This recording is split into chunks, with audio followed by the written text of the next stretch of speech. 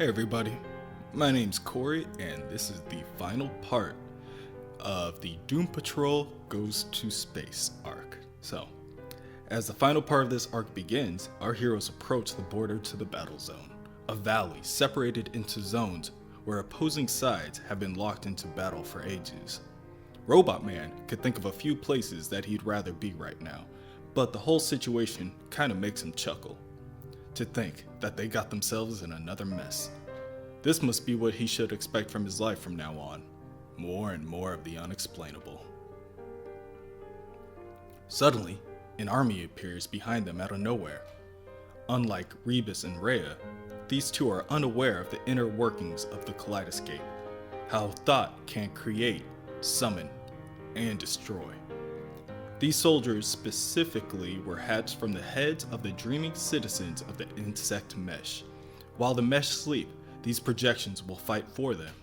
Our mesh friend then douses the two with a pungent liquid to mask their scent from the smoke dogs, and then they descend into the battlefield. Elsewhere, Huss is making his own preparations for war. He warns Rebus and Rhea that all the battlefield brings is danger and peril. They are to trust nothing, except for him, of course. His intentions are pure. He's trying to end this wasteful conflict. He should be trusted more than any other. Rhea must trust him and follow through with his instructions. She must enter the Judge Rock and wait for his signal. Huss fears that, in her current state, she is too much of a liability with her capricious attitude. He hopes she will follow through with her word and retrieve the artifact he desires. Rebus, on the other hand, is unamused by Huss's machinations. He does not believe in Huss's piety or his strength. He asks Huss how he will fight an army by himself, and Huss scoffs and states that he is never alone. His army is already here. There is no traveling in the kaleidoscope. There is only appearing. Soon, and very soon, Rebus will understand when they all take down the Judge Rock. At that moment, all the old, outmoded ways will be overthrown and outcast, and everything will be new. It is his victory to be had. It was his ultra-quist cosmology that foresaw that the Earth would be the sacred place of pilgrimage. It rumored that an angel would be born on that planet. These creatures bond with the electromagnetic fields of their home worlds and become the world's expression in flesh.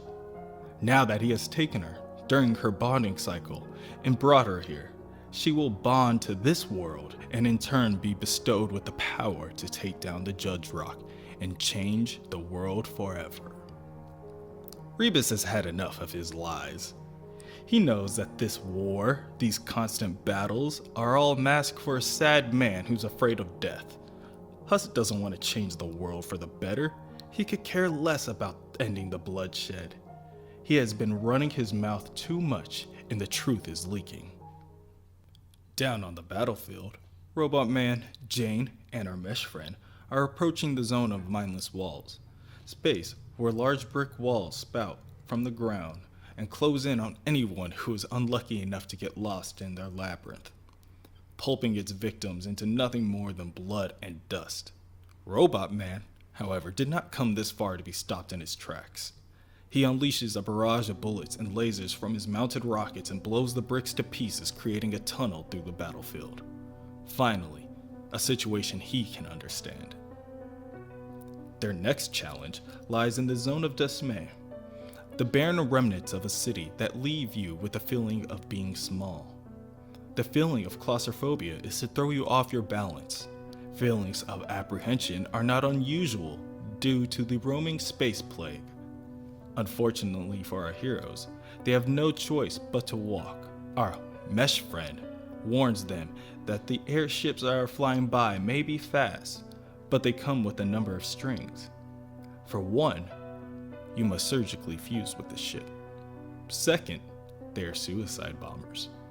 Third, the soldiers that do survive and return home have trouble assimilating back into civilization. That is when the smoke dog appears. Robot Man, ready for a second round, is quick to send a blast of energy into the open mouth of the ferocious beast. However, that didn't manage to affect it to any noticeable extent. With the dog charging forward full speed, Jane jumps forward and tackles and teleports hundreds of feet in the air.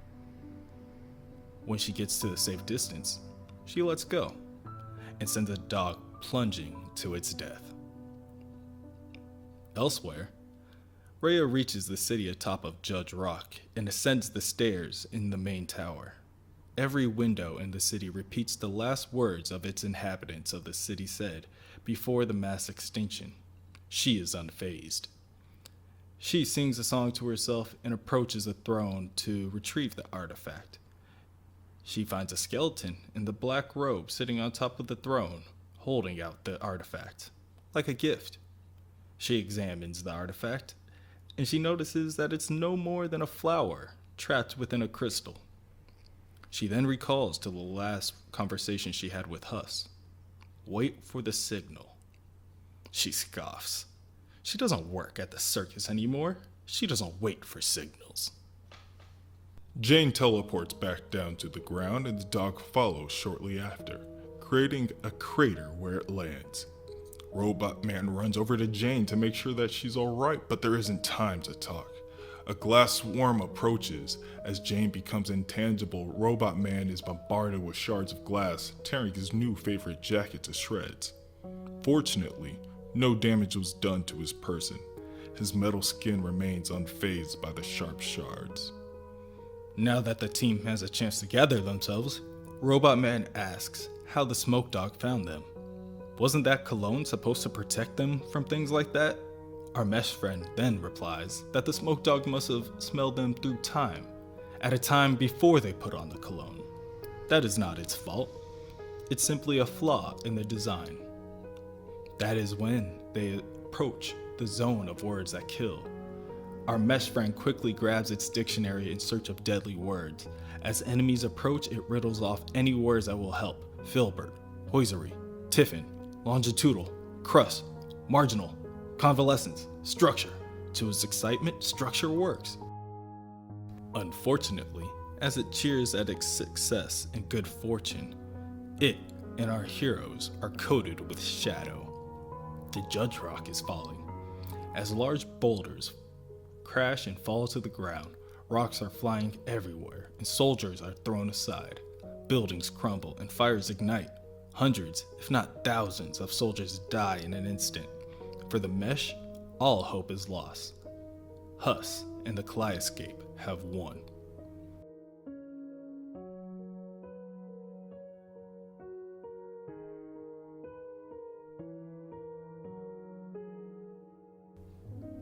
When Huss and his forces approach the mesh Anathematicians, our two groups of heroes are finally united.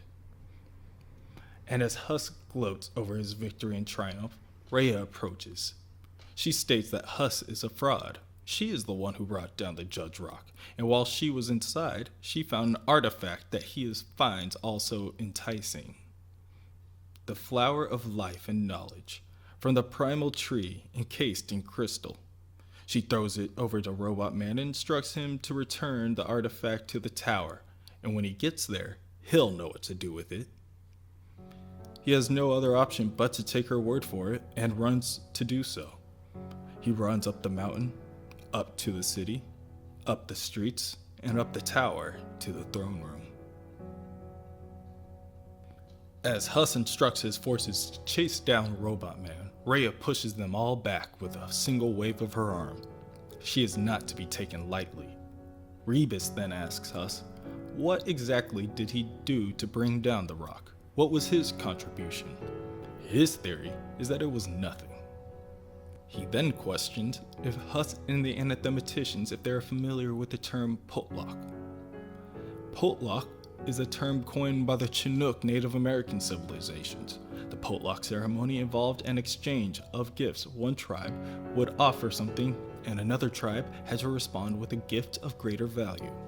Whole tribes would collapse inward on themselves when raising towns in tribute, all up until one tribe would have to admit that they valued possessions more than glory and honor.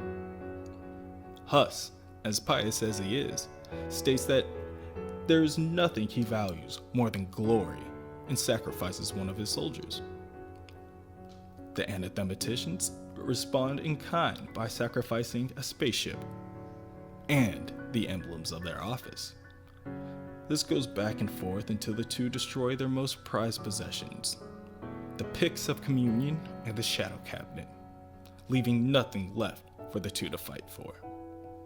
Robot Man then joins his friends and asks, what did he miss? Jane is more concerned with what he's been up to. She asks, what did he do with the artifact? He responds that he only did what he thought he could do. He planted the flower. That is when the Judge Rock erupts with a blue light and a mighty tree grows atop of the city. Everyone gazes up in wonder when Rhea states that she met the true Judge Rock, the angel that floated above this land. Her name was Balzaras Balzori Zuras. It told her when she went to the city. It was one of several angels that was sent to watch over man after the fall, and one of its tasks was to transform Eden from physical reality to an abstract idea. Balzarius thought God made a mess on Earth, so it decided to try out its own experiment. It stole a branch from the original tree of knowledge and fled from the Earth. Balzarius wanted to create its own perfect world, but this world was the result. Its problem was that it had no imagination. It had no way of working out ideas and differences except through conflict. The creativity was within the tree of life. Unfortunately, it was frozen in the crystal, and at that point unable to help out any of the inhabitants of the world. But now that it has been released, the people do not need to pray to the skies. The creator comes down as a sort of imaginative energy. Rhea, for one, thinks that this is all pretty neat. But now that that mystery is solved, she grows bored. Not wanting her to go, Robot Man tries to convince Rhea to stay with the team, but that wouldn't be interesting to her. She sets her sights on another star, and a system that will hopefully keep her interested, and she departs. Robot Man, now feeling like he just wasted his time chasing someone who didn't want to be found in the first place, asks the rest of the team if they can finally go home.